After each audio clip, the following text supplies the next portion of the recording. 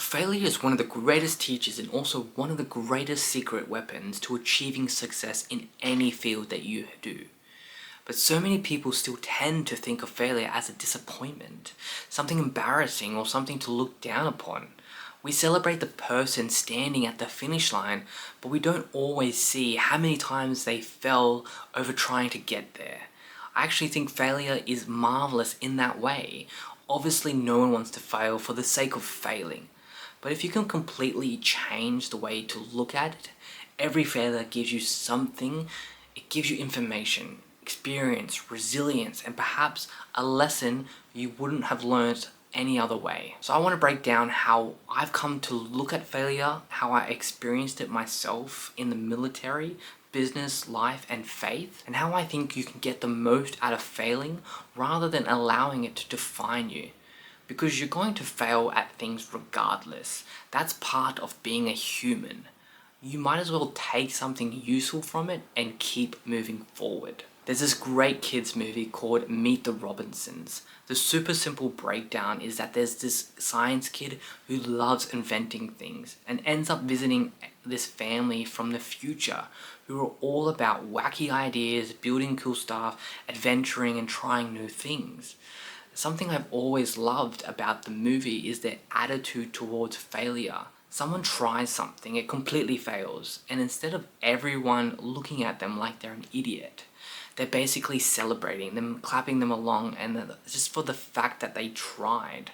Their whole motto throughout the film is to keep moving forward. The villain of the story is almost the complete opposite. He's stuck in the past. He's held onto something that happened to him years ago and allowed the bitterness to shape his entire life. Instead of learning from what happened, letting it go and moving forward, he continually looked backward until eventually that past failure is controlling everything he does. It's actually a very important lesson for a kids' film. One person fails, learns, builds, creates, and keeps moving forward. The other fails and decides to live inside that failure. I think people can very easily do the same thing in real life. They define themselves by the worst moment they've ever had. They're still thinking about something that happened to them in high school. They're stuck on business that failed, a job they have lost, a relationship that has ended, or some vision of their success that didn't work out. Eventually they stop saying, I failed at this, and start saying, I'm a failure. That's a very dangerous difference. Once you start believing that about yourself, you naturally lower your expectations because you don't want to experience that feeling again. You stop trying things that might embarrass you. You stop taking risks. You make the goal smaller because if the goal is small enough, then maybe you won't have to feel failure again. But you have to get through those feelings at some point. You have to be willing to suck at something, to get something wrong, to pick yourself back up and keep moving forward. You can either allow failure to define you in a negative way, or you can allow it to shape you into somebody far more capable than you were before. Ultimately, I think a lot of that is your choice. I think one of my greatest superpowers, and perhaps sometimes to my detriment, is that I have this weird sense of ultimate optimism. Maybe you could even call it blind optimism. But whenever I'm faced with something, whether it's good or bad, I have this underlying belief that somehow things will work out. And even if they don't work out in the way I originally wanted them to, there's probably an incredible lesson sitting somewhere inside of it all that I can take into whatever comes next. That has obviously been shaped and drilled into me through my own experiences. I think back to recon and the sniper course again, where failure was quite literally the part of learning the job.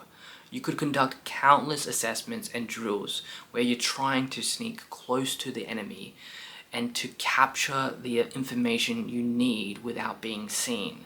You're moving through the bush, blending into the foliage, wearing your ghillie suit and putting natural vegetation on yourself so that you disappear into the environment around you. And sometimes you had to get bloody close to successfully acquire the information you needed.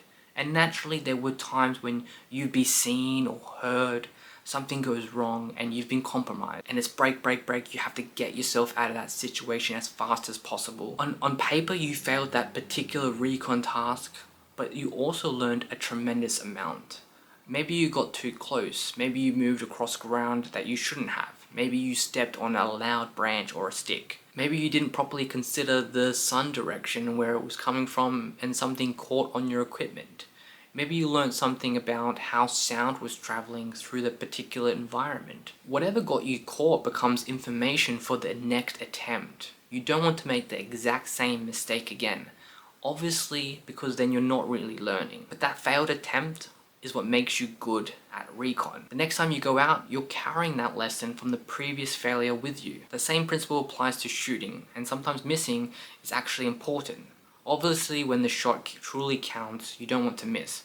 But in training, there are so many variables that you need to understand before you can become competent at long range. You need to understand the wind, the distance, your ammo, your position, your scope, and what is happening down range at the target. If I'm shooting at 800 meters and the round isn't landing where I want it to, the miss is giving me information. How far did I miss by? Which direction? What was the wind doing? What adjustments do I need to make?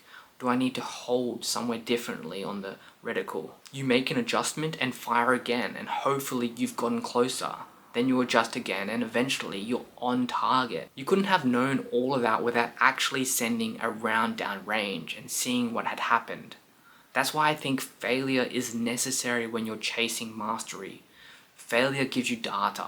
The important part is whether you're paying attention to that data. A little bit of a tangent there, but I hope you enjoy it and get to see my point around all of this. That same blind optimism has fallen into almost everything I've done. I just have this feeling that it'll be okay in the end. And if it isn't okay yet, then perhaps I'm simply not at the end yet. I've seen exactly the same thing in business. I've created products that I thought would do incredibly well, and they simply didn't.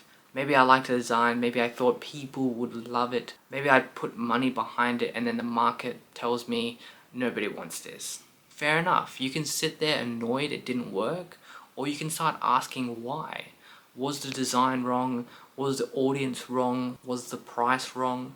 Did I present it badly? Was it simply something that I liked more than the customer did? And then you take that information and you apply it to the next product. You adjust, pivot, and try again. Maybe the next product performs a little better, then another performs even better. Eventually you've built an understanding of what people actually want. But you only gained that understanding because you're standing on top of the things that didn't work. Same with making these videos, or the creative work around it all. I might make a video that nobody watches. I might spend hours editing it and something I'm incredibly proud of, and it goes nowhere. That's frustrating, of course, but once again, what can you learn from it? Maybe the video itself is excellent, but nobody clicked because of the thumbnail. Maybe the title didn't make anyone curious. Maybe people clicked but left in the first 30 seconds. So perhaps your introduction just dragged on too long. You look at what happened, take that lesson, and move on to the next one. I don't think you should be changing yourself every time something doesn't perform either. There has to be some balance there. You need to create things that are authentic to you. But there's nothing wrong with looking at failure and asking what it can teach you. That's the whole point. Failure isn't telling you to stop. Sometimes it's simply telling you that something needs to change. And this way of looking at failure has become even stronger through my faith. I have faith and trust in God's plan. Every morning I thank God for the blessings He's placed in my life, but I also try to thank Him for the challenges He has placed in my life. That's easier to say when you're sitting comfortably and looking backwards at something than when you're actually in the middle of it.